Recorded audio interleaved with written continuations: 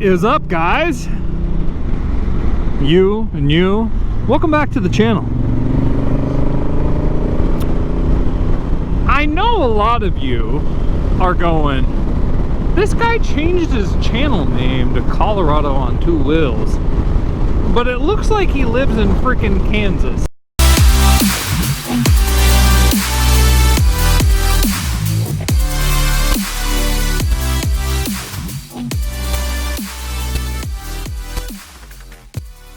So where we are currently at today is what's known as Pawnee Grasslands.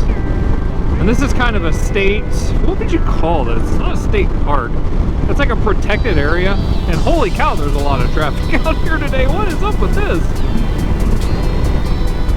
And this is like, we're not in Kansas anymore, Toto. Literally and figuratively. But this is basically a huge expanse. I think it's, oh gosh, I'm gonna have to put it down in the corner here for you to read because I'm gonna say something silly. It's thousands of acres of essentially protected land that is just meant to be here, kind of like BLM land was in Nevada, where you could just go out and do fun crap on. Most people out here do target shooting, like long range target shooting. It's one of the things you can do out here. I used to do out here a ton back in the day, but as you can see, it's like, I mean, it's just like flat plains as far as the eye can see. There's some really cool ghost towns out here that we're going to get to this summer as it warms up a little bit. My bike said it's 62 out, but I can promise you with all certainty that A, there's a little bit of a wind that is nowhere near that temperature, and I think my bike lies to me because when I left the house it was like 52, and I don't think it's much warmer than that. So it's pretty, but I like it out here because it's, you know, a different change of scenery from what we were doing in Nevada. Very homesteady plains kind of thing. The only trouble is like this, these dirt roads are really slick, so just gotta be careful not to wash out on them. Hopefully that's not foreshadowing. But we're gonna go out here today and just fart around. There was a little homestead area, like you guys can see where those trees are over there, back in the day where I used to shoot in front of. I don't know that there's much left over there, but we're just gonna kind of cruise out here and fart around a little bit today. Well, we don't have a whole heck of a lot going on, so hopefully you guys are down for a little exploration. This road used to be not very well kept, so I'm kind of curious what it looks like these days. It's been probably 5 years since I've been out here. Looks about the same. Interesting little side note about this road. There always used to be a flag that was like stuck in this field out here, like marking something. What in the world would somebody be marking out in this field? Always made me wonder if there was buried treasure there. But you do have to be careful out here because of a couple of different things. Obviously, like I had mentioned, target shooters, you can catch a stray bullet pretty easy out here if you're in the wrong place at the wrong time, and it feels like a bug is in my helmet. And it is hunting season right now. I believe it's only like fowl, so like geese. I think they're hunting geese right now. So shotgun, not nearly as much of a concern as catching a 30-06 or something if they're hunting antelope, but still something to be kind of on your toes about, because nobody wants to catch a bullet out in the middle of nowhere. Always makes you kind of like, I don't, is cautious the right word when you're out here in the middle of nowhere? I mean, you do have homesteads here and there, but you know, you don't want to run into anybody that you don't want to deal with. If that road is the way it used to be, that Subaru is going to have a fun little ride up the hill there. Looks pretty rutted. So I think there used to be a little spread here on the left, but it looks like they put a fence in since the last time I was here. You used to be able to kind of walk over into that. This didn't used to have a fence there, but looks like that has changed since I've been here. Yeah. So this is where I used to shoot right here. Used to shoot, you know, like through this little valley and stuff, but I don't guess we're going to be doing any exploring over there. So we're just going to pass the Subaru and keep on cruising.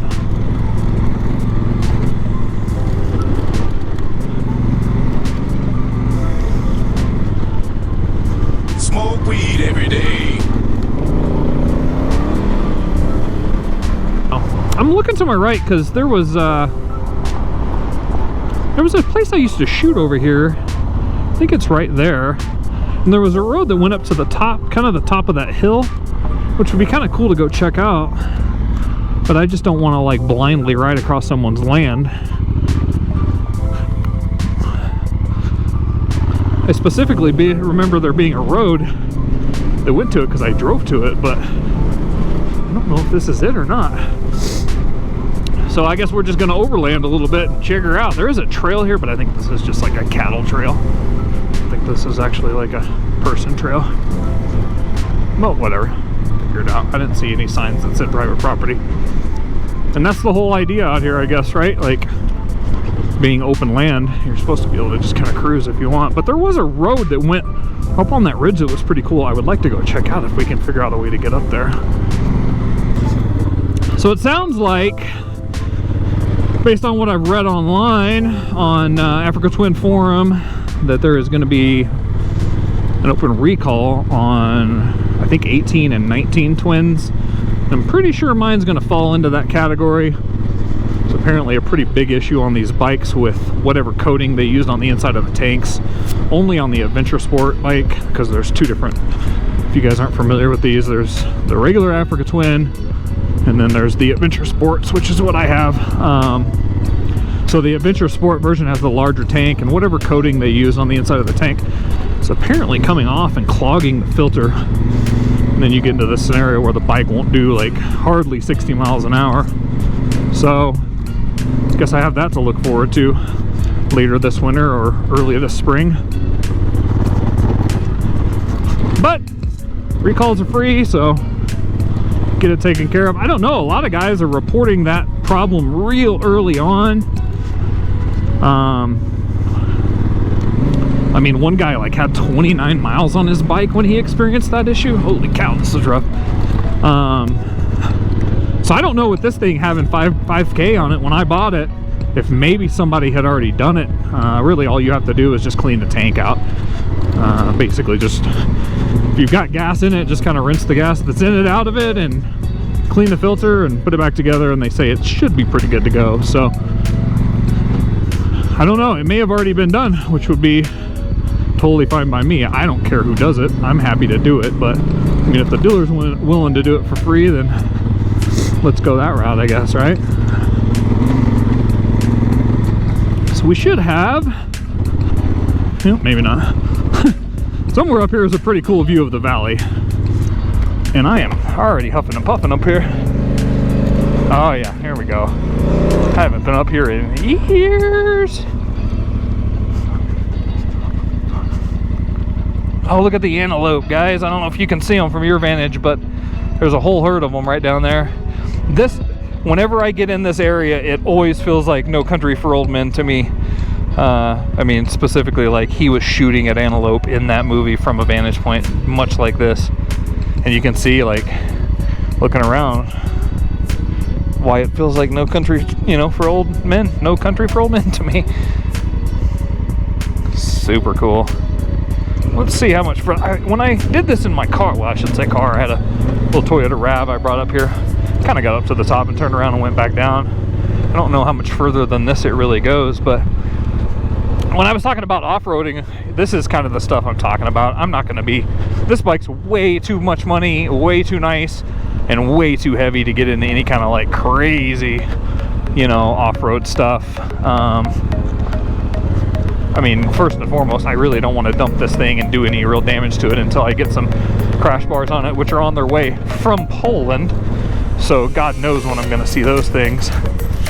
Probably sometime in February, if I had to bet.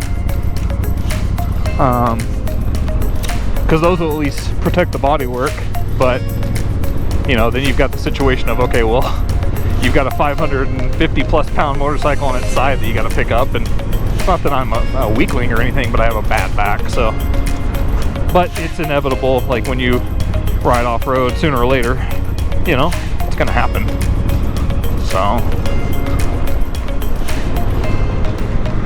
So you can see kind of the dramatic difference between where we're at, and you got 14,000 foot mountains directly in front of us. For those of you who ride small bikes off-road, when I say small, like, you know, KTM 300s, DRZ 400s, CRFs, that was me 6 months ago, can really tell you big bikes handle completely different off-road. It's not more of a workout necessarily, but you get away with less on these bikes. They make you be a little bit more honest, because this bike, even with all of its like traction control aids and things like that, I mean, gravity is gravity, right? So 550 pounds starts to go down, like obviously you can throw a foot down and try to dab and keep it up, but whoa, look at that. But obviously huge difference between 350 pounds and, you know, 550 pounds trying to keep things vertical.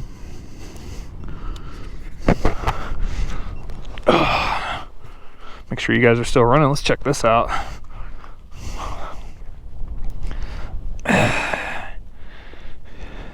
So that's not big enough to be a cow.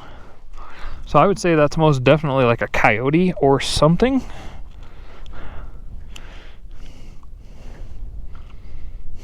That thing is not very old, because you've still got, you can like see the bone marrow and stuff in it. You would think there would be more around here. Like, it'd be cool to find a skull, but I guess that could have got drug off somewhere. Oh, quick changes on the bike. So a couple of things that you guys haven't seen recently. Picked up an OGO tail bag for Christmas. Thanks, Mom and Dad. Got a couple of different GoPro mounts now, which are pretty cool. Give you guys some different views. Got some grip puppies. Silly name, cool product. They're just like a neoprene grip. Once I realized that the twin, mine specifically, when it had heated grips, I'm like, well, obviously I'm not going to be able to just cheaply replace the grips. So I went ahead and asked for those. Mama Tony got me those. That's my mother-in-law, and they so far are fantastic, and you can still feel the heated grips through them. Finally replaced those inappropriate bolts that were on the gas cap. Somebody had a tank bag or something on it at one point. So got those all set. Figured out that there is a lower position to the seat, which has changed things drastically for me. So I've got the seat in the low setting. You can tell it's in the lower setting by the full inch or so that it sits below there. And then I'll turn these on so you guys can see them. The driving lights, those are going to be changed though soon, because the crash bars that I ordered, the mounts that I have for those lights don't work with the crash bars. So gonna have to come up with something on that. But I think all adventure bikes need more lighting. I don't think you guys will agree with or disagree with that too much. So those are the current upgrades we've done. Gonna be more for sure, but that's where we're at right now. So there's some really cool buttes that are up here. I mean, you can obviously see some buttes in front of me, but there's some really kind of famous ones up here called Pawnee buttes. You can hike to them, but I don't think you could get up them. You know, I thought, well, like maybe you could like mountain climb them in a sense, but they're like that loose stuff, so there would be nowhere you could really get any kind of rope or climbing equipment to attach. So I think the top of them is just kind of unexplored. I mean, if you had like a paramotor or something, you could fly over it, but I don't think you could get to the top of them. I'll show you a picture of what they look like here. We'll probably head out there at some point this summer. I want to take my wife out there. She's never seen them, and you can hike around them. It's pretty neat. It's like not a touristy thing per se, but you know, people, hikers and stuff go out there all the time, so it's a pretty cool area. We'll check that out. So, well guys, I just want to take you on a little cool ride out here in Pawnee. I'm gonna see if I can get the heck out of here without getting lost. It's about 2 o'clock here. I'm probably an hour and a half from home. That puts me at home near dark, and you guys know how it gets when the sun goes down. It gets real cold. So, oh, I had to mention while we're sitting here in front of each other, I gotta throw a big shout out to the wife. She came through in a big way. Klim Marrakesh jacket for Christmas. Hell yeah. This thing is rad, by the way. So if you guys don't know, like, I'm a huge climb whore. I mean, Krios Pro helmet. I've got, I don't remember what pants I've got. I feel bad for not knowing that. But I've got adventure pants from them. I've got 2 sets of gloves from them. I've got a hat, sweatshirt. Everything I own has a Klim sticker on it. So needless to say, I'm drinking the Kool-Aid, right? But the jackets have just been kind of like always a little bit out of reach. I mean, I don't know what she gave for this. I hope she got a good deal on it because they're very expensive jackets, but this is quote unquote their most versatile jacket that they sell, just from a all-around standpoint, I believe. But I can tell you, being a fairly cool December day today, I haven't been uncomfortable in my torso at all. She also got me a heated vest, which will be super rad when I get a battery for it. Seems like some of them on Amazon come with batteries and some don't.